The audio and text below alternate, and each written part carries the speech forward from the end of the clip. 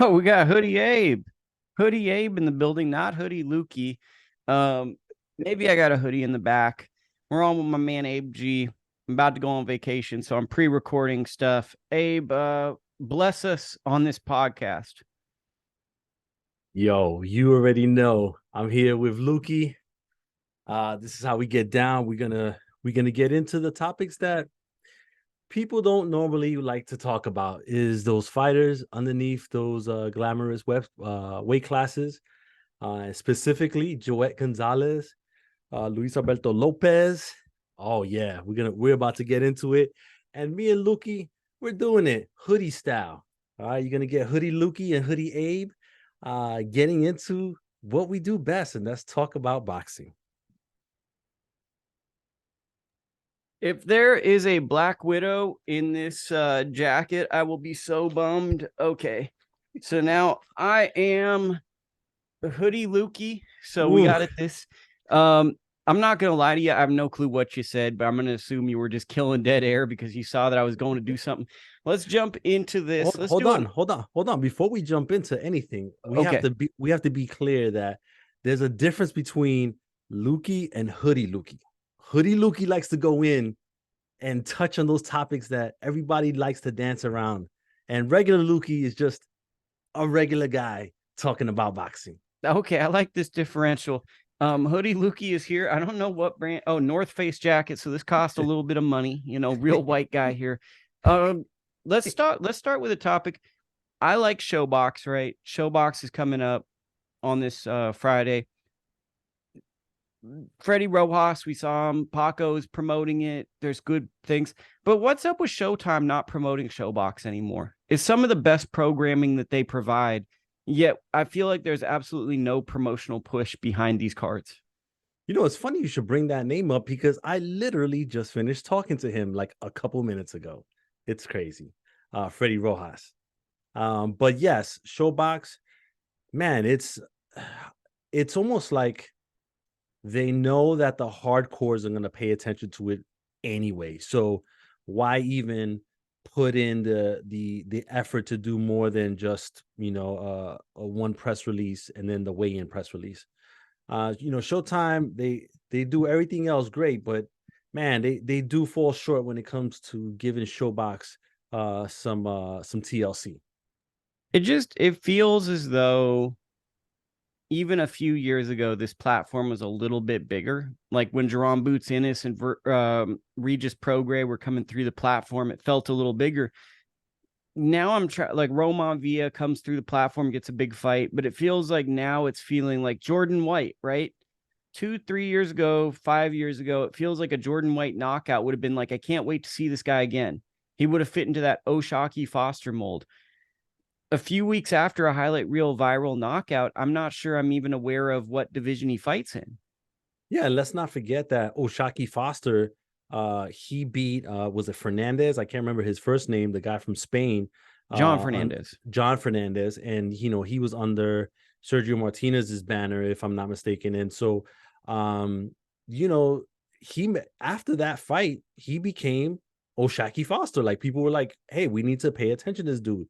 We've seen that time and time and again. So you would think that you want to make the breeding ground more than what it is so that when they do take that next step, it could be a bigger next step and not just the next step, if that makes sense. So, who's the last guy that came through ShoBox that was like a guy to you? Who's the last guy that came through the proving ground where you saw a performance and you said, that's the guy? Man, is it going too far back and saying Devin Haney? No, I mean, we're on a keeping it real thing, but like, I mean, for me, it feels like I've enjoyed these ShoBox cards, but yet nobody's standing out as of late. And I think I can't figure out what it is. Yeah, no, I can't. And I think, man, it has to be Devin Haney. I'm trying to think if maybe it was right around that same time of Regis and Haney and Oshaki Foster, like all within like 18 Boots, and Boots Boots was still on those. 18 to 24 months of each other. So yeah, there hasn't been one as of late. And I think that, man, what's that kid's name that had the viral knockout on ShoBox. He was in Maryland too. Man, wasn't he? He just had the viral ShoBox knockout. Jordan Like, White. yeah, I think it was Jordan White. Wasn't it Jordan White? Yeah, yeah, That's why I keep bringing him yeah, up, yeah, because it's like he has this first round knockout. It's amazing. Yet, within a few weeks, we forget his name. yeah, yeah, just like I did. Yeah, but not. And where is he now? Right? Like, he should be. They should be putting him, like, even if he's not fighting, they should have him in the front row of the ShoBox, right? Like, hey, this guy, remember this knockout, and then talk to him, and that's how you like develop that. But it just seems like it's like, hey, the hardcore's gonna watch it anyway. Why are we gonna pay attention to it? Well, I think that what's hurt over the death of ESPN Friday Night Fights is there's no consequence in tier system. Everyone wants to be top tier entertainment. And I feel like a great performance on ShoBox should elevate you to Showtime Championship Boxing. Yet it feels like there's a limbo between ShoBox and Showtime Championship Boxing, where ShoBox doesn't want to completely say, hey, we're developing talent. Yeah. So yes, it's almost like they want to say that they're their own entity. But what you're saying is it should be, and I always bring wrestling into this. It should be NXT, what NXT is to WWE. Like, it should really be that. Well, my comparison would be like Adonis Stevenson headlined a Friday Night Fights card, and then he fights Chad Dawson. So then you go from the number one contender fight is on ESPN2, and then that elevates when he fights for a world title. Now he's an HBO fighter, and there was a progression to his fight of the year, maybe a decade or so ago. It doesn't seem like there's a rhyme or reason currently. It's like more like, okay, are you high enough rank to land this fight? Okay, then you get bounced to championship ShoBox. I just think it's a shame, because ShoBox is some of the most entertaining cards. I think that the fact that PBC is not involved with ShoBox, but they're very involved with Showtime, has kind of hurt the product too, because it feels like most of Showtime's promotion goes to the PBC. Yeah, because think about this. What if they had all those? So you know how PBC does these cards that are 18 fights long. If you took 5 of those fights and featured them on a ShoBox card, you would get more value out of it. And then all of a sudden you would know what you really have. You start developing an audience early. And then before you know it, instead of having just one star out of the crop, maybe you have 5 or 6 of them. So yes, it's just a shame what is going on with ShoBox. The only thing we can do is continue to watch it and support it so that it can continue, because you know how this goes. It doesn't get any ratings and it's going to get canceled. That's how it is. What do you feel about Freddie Rojas going into this fight? I saw Saul Bustos' fight against Alan Sanchez. It was entertaining. A lot of excitement around Freddie Rojas. What's your vibe talking to him? Good amateur. He was kind of like Tiger Johnson's rival in the amateurs. Never could quite beat Tiger. What's your expectation? So he has a very welcoming personality, which is always good when we're interviewing someone. And I get the vibe that he's just one of these good all around guys that wants to do the best that he can, which initially was for his father as a youth, but now more for himself as he's growing as a man. And I think he's going to be a really good prospect going into these next 12 months. Southpaw, 6'2", I believe it is. And We'll he's just say tall. He's yeah. tall for the weight class.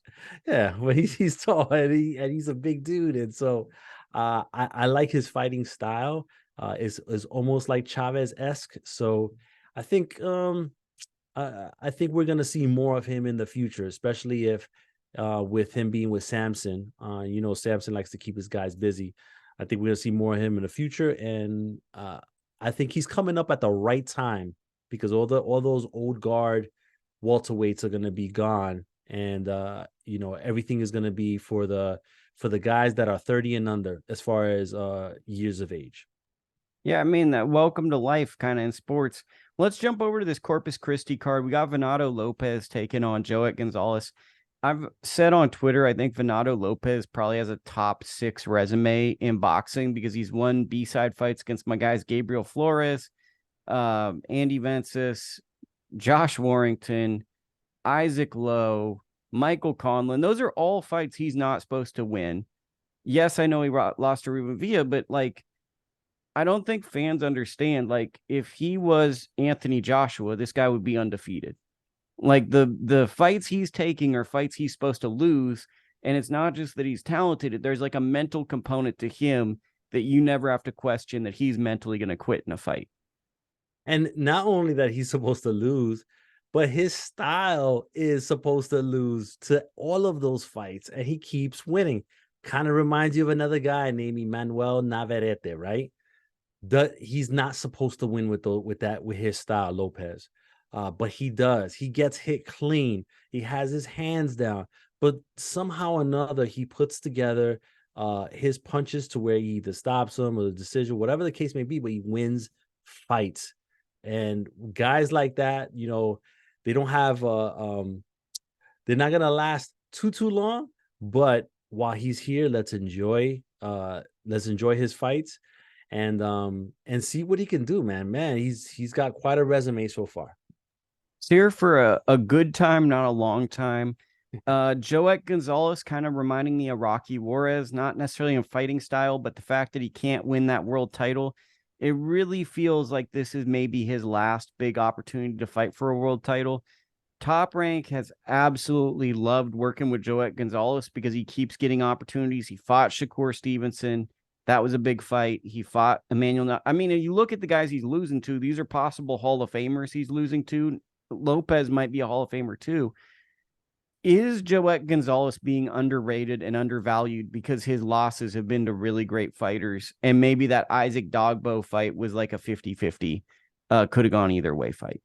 I think that it's hard for me to say anything bad about Joet because I saw him grow up in front of me. I went to a lot of his early fights in LA on those Golden Boy cards. And he's a guy that I don't care what type of anger you have in you. It's hard to get angry or mad or upset at him because he's just a genuine guy and people loved him for that. Didn't get the opportunity at Golden Boy, got all these opportunities at Top Rank. Yes, he lost against the top guys, but he has something. He has, I don't know, it's just like a combination of heart. He has skills. It's just that he doesn't have the skills to beat the next level guy.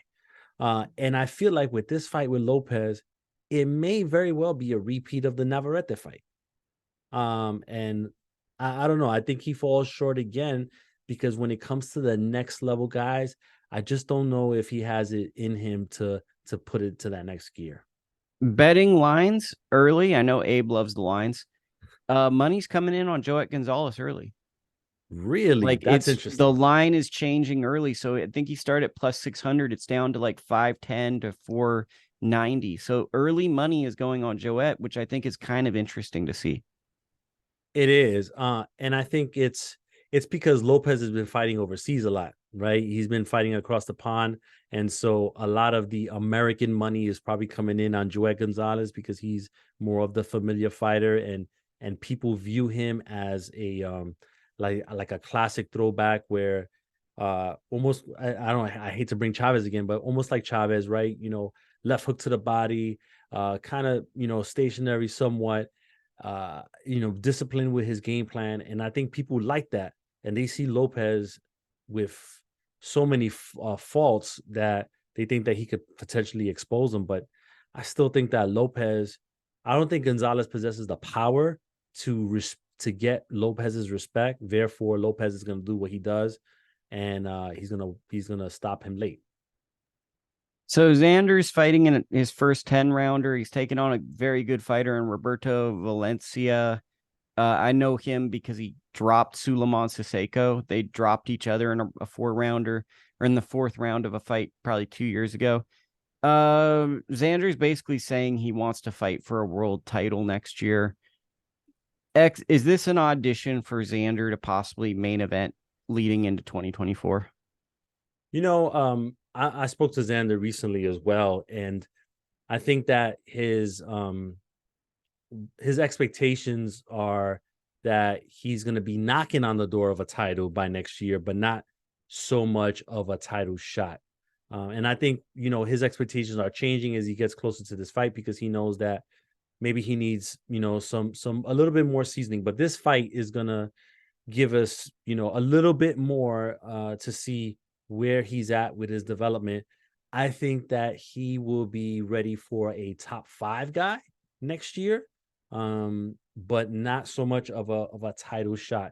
And I told him this too. I said the way the landscape is at 154, he's coming into it at the right time, and he doesn't have to rush the process. Even if it takes to 2025, he can basically position himself for a world title fight without having to do anything extra if he just remains patient and continues to beat these top 10, top 5 guys. Yeah, I mean, I think that the thing about Xander is, first off, he's an absolutely delightful person, and he's like surprisingly mature for how young he is. Second thing is, we've literally watched him grow up. I've watched him grow from 15 years old until now he's entering young adulthood. And there's not many fighters I can think of where you're following every step of their career. And now we're kind of seeing him evolve from prospect into contender. And I think for some fight fans, seeing so much of a fighter's career, that's a hard evolution to see. Unless there's I guess what I'm saying is, most fans want to see a dramatic knockout or something to usher in that change. Like, okay, now he's a contender. Here's that symbolic moment. For Tyson, it was knocking out Spinks and Holmes, right? Now he's for real. He knocked out these guys. I think that's what's been hurting him, is like we're waiting for that ceremonial moment to kind of see the transition. And I think that ceremonial fight happens next year. And if I was a betting man, I'd say it's June of next year during the Puerto Rican Day Parade weekend. I think that he will get that big name, the top 5 guy. And if he can dominate that, it doesn't have to be a knockout per se. If he can dominate that fight, then he gets that rubber stamp from there. And everyone will be anticipating, his title fight from that point on. Some news and notes on this undercard: Jamaine Ortiz versus Antonio Moran. Really sneaky good fight that I think has world title implications. Yeah, Jamaine Ortiz, he came in overweight. They had to pull him from the last fight. They said, he said he had some issues and everything else. I want to see what Jamaine Ortiz looks like this time around, coming after that situation with the weight and everything else. Some guys, even though, it affected him physically, but mentally, can he go over that hurdle and put that behind him and show that he is, worth the guy to watch and in a title contention in the future. Big fan of stand-up comedy too. We learned that from his top rank stuff. Other news and notes on the card: we got my guy Ruben Villa, Hobson Consacao, who I think is a fantastic fighter, and Tiger Johnson. Kind of assorted through the undercard. I feel like all 3 of those guys are going to get big fights at some point in the future. So probably worthwhile to watch those guys because they're going to be at the top of the division. Yeah, I'm really excited for Tiger Johnson, man. I want to see more of him. I think that he brings a certain level of excitement that fans are going to truly enjoy moving forward in the future. So, more Tiger Johnson, and let's get him on the main telecast more coming up next year. Yeah, he's the one guy that's kind of out of that Olympic class that's floating under the radar. But normally the floating under the radar guy is the inactive guy in each Olympic class. Like I think of Michael Hunter, I think of Carlos Balderos. They weren't all that active. With Tiger, it's just kind of, I don't know what it is, but he just hasn't quite had that moment yet to shine. But I think Tiger is like a year and a half away from being a truly special fighter. Now, let me ask you this. Do you think with Tiger, it's more so that he looks at his opponent's skill level, and he's having a hard time trying to get up for that specific fight, and that then it just kind of results in him being bored in there. I don't know. Like, what do you think about that? I think there's some of that. I think too, there's a transition into fighting 10-round fights from 3-round fights. And there's subtle nuances in punching technique and the way you have to fight. And I think that for him, what I'm observing is everything kind of came so natural to him, and he's such a hard worker that I think that he's very hard on himself and he's very critical, and he looks to improve each and every fight. And maybe at times he gets stuck on one issue he had in the fight, and at times that can look like he's not separating because he's maybe emphasizing fixing a flaw, and that might speak to what you're saying. Like, is it too easy? So I might see him have an issue with a technique, and then in these fights I've seen him almost look like it's sparring, where now he's going to work on, okay, I'm having trouble with this, why don't I work on this, rather than in this fight, my best path to victory is doing this. So I think that for him, it's just growing experience. He has a very good coach in Prentice Brewer.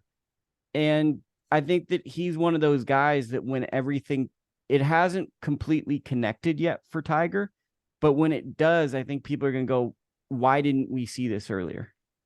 Yeah. So for Tiger, let's get that Madden game level to all Madden, and let's go.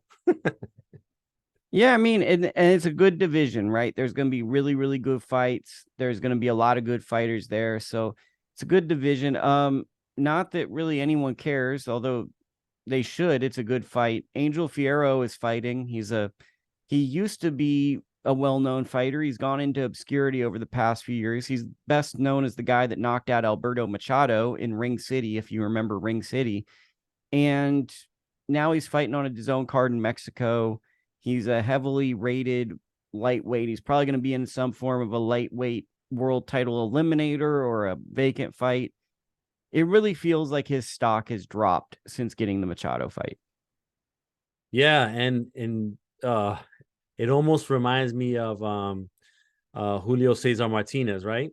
You know, where his stock has completely dropped for one reason or another. And I think the same could be said about him.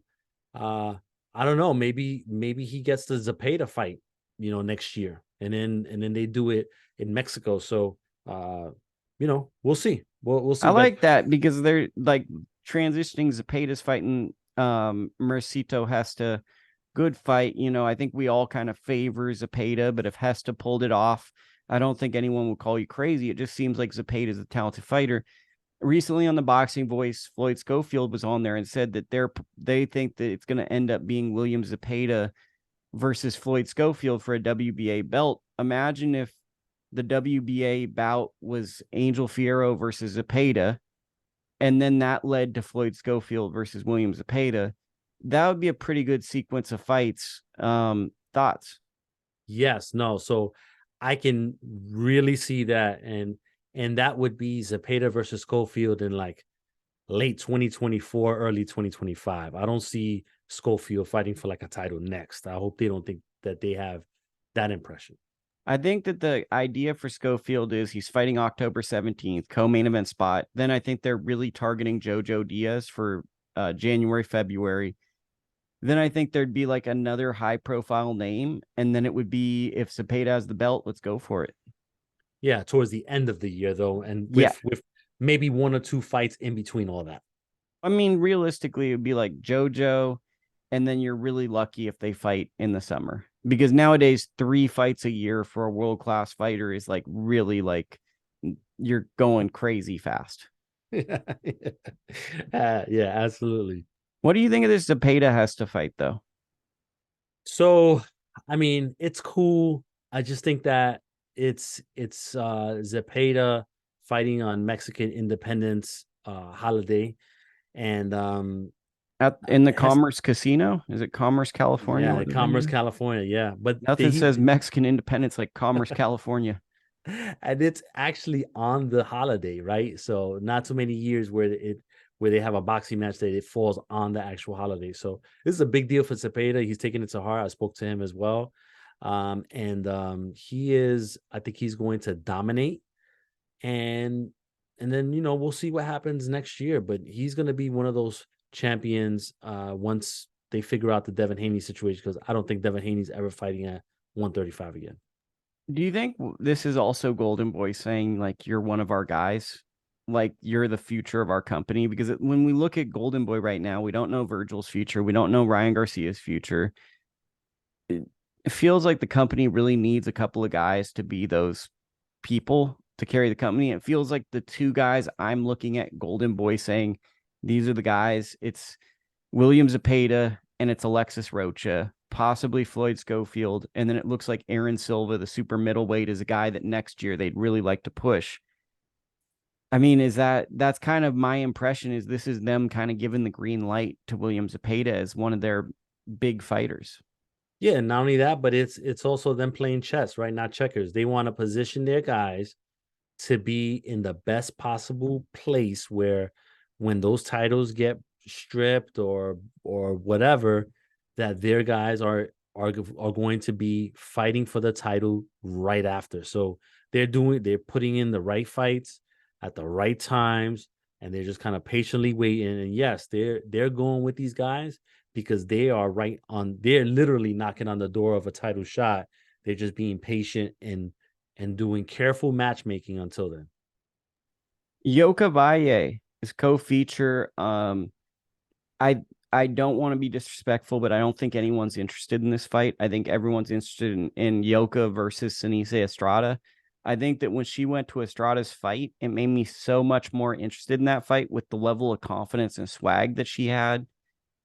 It really feels like we need this fight because Seniesa's whole career has been she's just better than her opponents. And now we have someone that's at the same weight as her, that's just as confident as her. How do we go into this Yokasta Valle fight and not make it all about Seniesa? So it's going to be hard to do that. But Seniesa was on the 3 knockdown rule, and she was talking about having a hard time making weight. So I don't know if Seniesa is going to be around that weight class long enough for that Yoka fight to happen. I think she might have to move north, and I don't know if Yoka's going to follow her up there. I mean, that would be a shame if Seniesa's career, it's like the Marlon Esparza fight, she wins, but that just had such bad blood. We wished we had seen a rematch. And then if we don't get a Yoka, it's going to be like kind of like a modern Finito Lopez, who I've always compared her to, where it's like Finito had these great wins, but like you also remember the fights that didn't happen. Yeah, no, and that's the money fight there. I'm curious to know if you're Golden Boy, how many fights they have on Yoka's contract that on their current deal. Because if they've got another 4 fights, you're not gonna put her in with Seniesa next. Like, then what are you gonna do for the next 3 fights after that if she loses? I think that they're going to stretch it out as far as they can, and then try to catch Seniesa at let's say like a Devin Haney point where the weight is going to be hard on her to cut, but she'll do it anyway, and then see if they can get her at a disadvantage. It seems like there's some weird tension between Golden Boy and Seniesa, and no one's talking. Like, I've tried to talk to both about it, but there's like this weird tension. I'm really curious what that is, because there's this underlying storyline that, like, I feel part of Seniesa's issue with Yoka is also an issue she has with Golden Boy Promotions. Like, it's not solely Yoka. There's something that's not being addressed that she has a frustration with that, her former promoter. Yeah, let's get into that. We'll call this session the hoodie session. All right. So, everybody understands that, Yoka got signed. Outside looking in, it just looks like she was the replacement for Estrada from the start. She does this co-promotion deal, and right in the middle of all that, they're negotiating for Seniesa's deal. And once they lock down Yoka, they're like, we're good.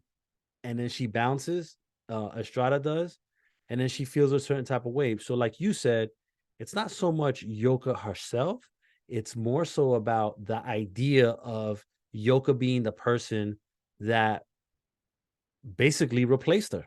And I think there's also like Yoka's a talented fighter. Yoka's like a model. Senise's a talented boxer. Senise's like a model. So it's like they're so similar. And I think that if they weren't vying for the same thing, they'd be friends. But I think looking at each other, they annoy each other because they're so similar.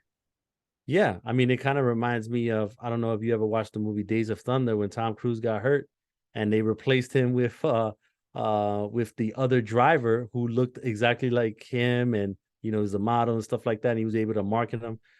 I'm saying all that because Golden Boy took the business route of it, and Senicia maybe felt a certain type of way, like she was owed something on like a family on a Loyalty. family, yeah, on a loyalty tip, and because she came up with them, and they helped each other out as far as branding is concerned, and maybe she felt like they owed her that, and at the end of the day, it became a business move, and then she got the short end of it by not being able to re-up with them. But I think Senicia ended up winning anyway because she got the deal with Top Rank, and so I think it worked out for her, but it still burned her inside that the how it went down. It was just messy how it went down. I think that's great insight. That's why it's one of the best. Final talking point. We got 8 minutes left on my free Zoom call because I don't pay for the extras. We got Kenshiro taking on Hecky Butler. I mean, this is actually like a really good fight. I'm probably going to be fighting off massive jet lag, so there's a really good chance that I'm going to watch this live. Although I'm really all in on these Japan wake up early days because I'm getting so old. It's like fun to wake up early. Sell us on this because I think Kenshiro isn't quite in my pound for pound list, but he's not. It's like number 11, 12 right now to me. Oh no, this is a good fight. This is, if you're a hardcore purist, you are going to enjoy this one. I still think that Kenshiro is going to come out on top. Deep down inside, still want to see that Tito Acosta and Kenshiro. Now that Tito can make 108 pounds again, let's do that fight in Japan. It should have happened 4 years ago, but it didn't. Let's do it now while we still have Tito Acosta fighting. But as far as this Kenshiro fight, yeah, really good fight. They've got what's his name? Junto Your Nakatani yeah, co-main event Junta. taking on RG Cortez, who I Jun, believe dropped or rocked Estrada. So I'm assuming Junto is gonna just kind of run through this guy because Junto might be the best guy in the division. yeah, this fight is a great fight. If you a great fight card, you want to watch some really good fights. Wake up early that day, or just play it back when you do wake up on the ESPN Plus app.